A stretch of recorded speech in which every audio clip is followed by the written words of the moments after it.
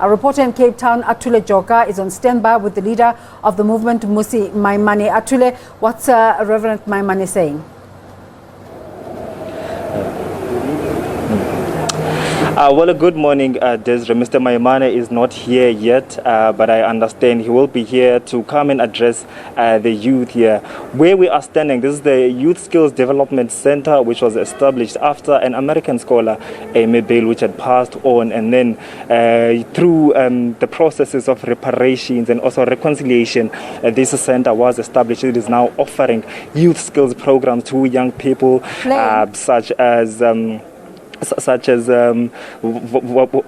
are some of the skills here? But they do have like the spa, the therapy. They do offer people with skills such as hand skills and woodwork, more skills that are here. But I will be speaking to the members of this facility to come and bring us to speed as to what are some of the processes and also some of the skills that they are offering to young people. But Desiree, as SABC News viewers and reporters, we are crisscrossing Cape Town. We're trying to bring you the picture of what the people of Cape Town want out of the State of the Nation address. Yesterday, we attended Thuli Madonsela's her own State of the Nation address under the banner State of the Nation address themed at the people's voices. Scathing remarks were made also there to try and give input to the State of the Nation that will be delivered by the President. And now I will be joined by a young person who is a youth leader of this One South Africa movement, led by Chief Activist Musi Maimane, to try and speak to us about some of the challenges that are facing young people. As a young person who is leading this organization, what would you say are some of the challenges that are facing young people? Thank you so much, Atule. My name is Gama Cuba. I'm a representative of One South Africa. As you can see, we're here at the Skills Development Center. Today, the President of South Africa will be having another talk show, what we call the State of the Nation address. But we as young people, in all our numbers, still remain unemployed, unemployable, as well as uneducated. And unemployment is almost skyrocketing to 70%. And none of our young people are actually being helped. And so we then become susceptible to things like crime, things like drugs, as well as, we are the thieves. And so we are here as One South Africa to say the government needs to intervene, into issues of youth development. We are not the future. We are the present.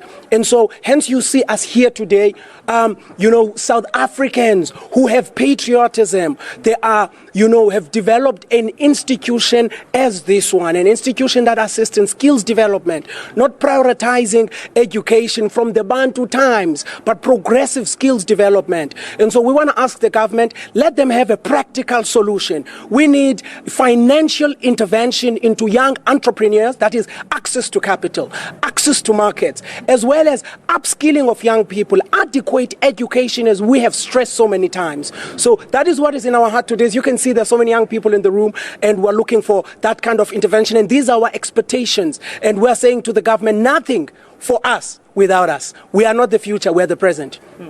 And also, most people are not looking forward to employment. They're also discouraged to start their entrepreneurial journeys.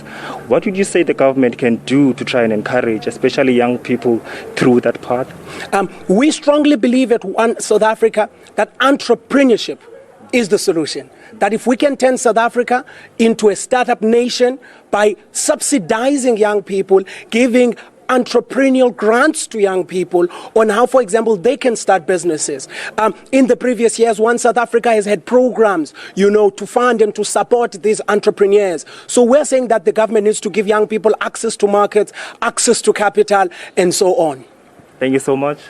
Well, Desiree, that is a young person, Gama Kuba, just giving us the sentiments of the young people. We understand that the high unemployment rate of young people is at 65% at the moment.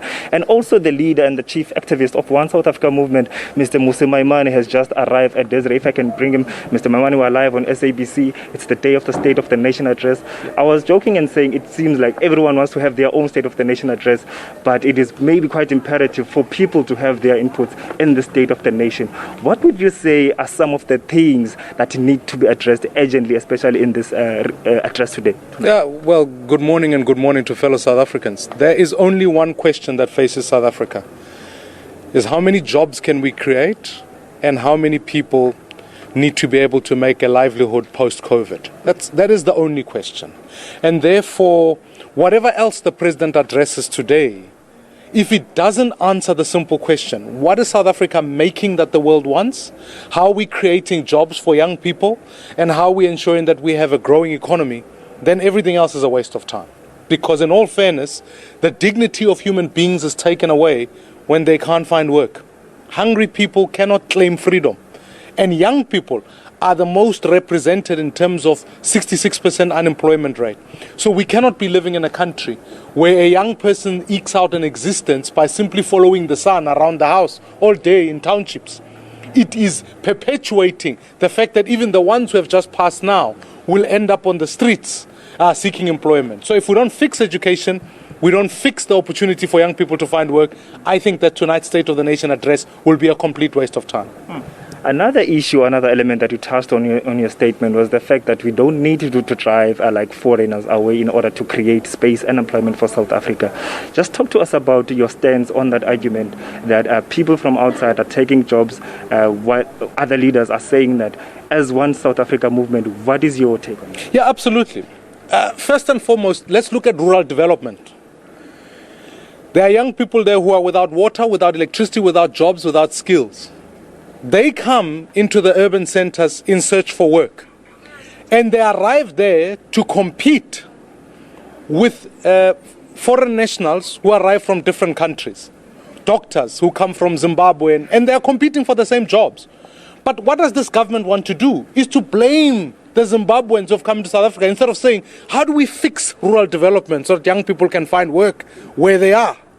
How do we ensure that we create policies upon which our young people are more skilled than anyone? Patriotic South Africans want to hire South Africans. But we've got to ensure that we lift the skills base of the country. It is a mistake to blame other nationals from other countries, because it's only a matter of time before, if you arrive in KZN, you say, no, now it's the Tswanas who are taking the jobs, or it's the Xhosas. It's a slippery slope downwards when you start to make your economic problems faced by the fact that you want to blame other people. I think it's wrong. Mr. Maimane, thank you so much for your time. Much appreciated.